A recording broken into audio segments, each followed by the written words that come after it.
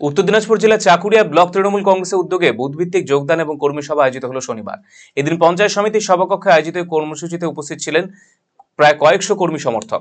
পাশাপাশি বিভিন্ন বুথগুলোতে দলীয় সংগঠনকে আরো মজবুত করতে সরকারের বিভিন্ন প্রকল্পের প্রসার এবং প্রচারের বিষয়ে আলোচনা করা হয়। এদিনের সভায় উপস্থিত ছিলেন জেলা সভাপতি কানহালাল আগরওয়াল, বিধায়ক মিনাজুল আরফিন আজাদ, পঞ্চায়েত সমিতির সভাপতি আনোয়ার আলম, তৃণমূল ব্লক সভাপতি সারফত আলী সহ অন্যান্যরা।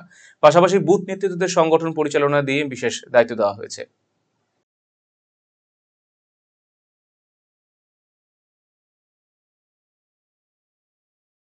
আজকে নিজামপুর ওয়ান অঞ্চল থেকে গ্রাম পঞ্চায়েতের মেম্বার এবং চাকুলিয়া অঞ্চলের গ্রাম পঞ্চায়েত মেম্বার যারা কংগ্রেস থেকে জিতেছিল তারা তৃণমূল কংগ্রেসে আজকে যোগদান করেছে।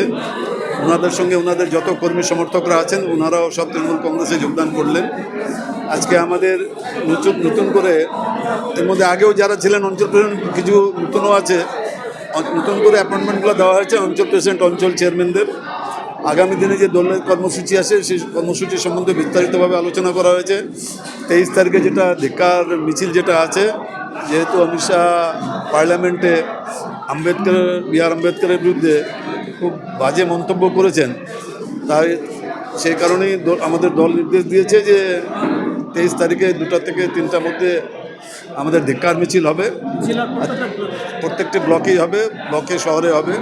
এবং এক তারিখ থেকে 1 তারিখ যেহেতু দলের প্রতিষ্ঠা দিবস, 1 তারিখে প্রত্যেকটা বুথে দলের পতাকা উত্তোলন হবে। মনীষীদের আমরা শ্রদ্ধা জ্ঞাপন করব। তার মধ্যে আবার ফল বিতরণ হবে, ব্লাড ডোনেশন ক্যাম্প হবে, বস্ত্র বিতরণ প্রভৃতি কর্মসূচি আছে। 12 তারিখে স্বামী বিবেকানন্দের জন্মদিন উদযাপিত করব। 23শে জানুয়ারি নেতাজি সুভাষচন্দ্র বোসের জন্মদিন উদযাপিত করব। 26শে জানুয়ারি আমাদের প্রজাতন্ত্র দিবস, সেটা আমরা উদযাপিত করব। আর 30 জানুয়ারি এটা মহাত্মা গান্ধীকে সেদিন খুন করা হয়েছিল, সেটা শহীদ দিবস হিসাবে আমরা 30শে জানুয়ারিটাকে উদযাপিত করব। এই বিভিন্ন কর্মসূচি সম্বন্ধে বিস্তারিতভাবে আলোচনা হয়েছে। যারা অঞ্চলে যারা দায়িত্ব পেয়েছেন, অঞ্চল প্রেসিডেন্ট, চেয়ারম্যান, সবাইকে একটা কথা বলা হয়েছে যে বুথটাকে শক্তিশালী করো।